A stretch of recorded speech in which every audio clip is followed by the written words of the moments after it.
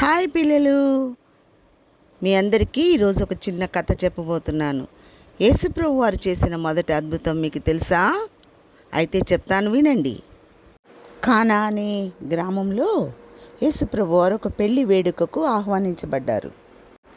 ఆ పెళ్లి వేడుకలో అందరూ సంతోషంగా రుచికరమైన భోజనం ఆస్వాదిస్తూ ఉన్నారు.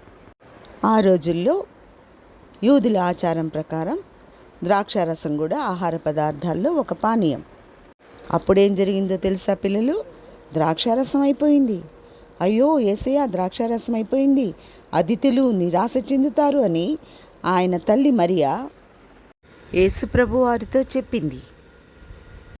అప్పుడు యేసుప్రభు వారు, అలానా, అయితే అక్కడున్న ఆ రాతి బాణలను, ఖాళీ అయిన రాతి బాణలను నీళ్లతో నింపండి అని అక్కడ పనివారికి సెలవిచ్చాడు. అప్పుడు యేసుప్రభు వారు మౌనంగా కళ్ళు మూసుకొని ప్రార్థించారు. వావ్, అద్భుతం జరిగింది, చాలా అద్భుతం. ఏమైంది? నీరు ద్రాక్షారసంగా మారిపోయింది. వావ్, ఇది చాలా గొప్ప రసం, మునుపటి కంటే చాలా రుచిగా ఉంది, చాలా బాగుంది.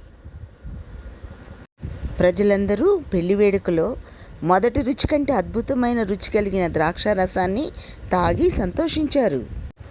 ఇది యేసుప్రభు వారు చేసిన మొదటి అద్భుతం. ఆయన శిష్యులు కూడా ఆయనపై విశ్వాసం ఉంచారు. పిల్లలు, ఏ సమస్య వచ్చినా యేసు అద్భుతాలు చేయగలడు. ఆయన మీ సంతోషాన్ని కూడా పట్టించుకుంటాడు. కాబట్టి పిల్లలు, యేసుప్రభు వారి నందు విశ్వాసం ఉంచితే మన జీవితాల్లో కూడా గొప్ప కార్యాలు చేస్తాడు. మిమ్మల్ని అందరినీ సంతోషంగా ఏది ఏ సమయానికి మీకు అవసరమో మీరు యేసుప్రభువుని అడిగినట్లయితే ఆయన మీకు అన్నీ దయచేవాడు. యేసునామానికి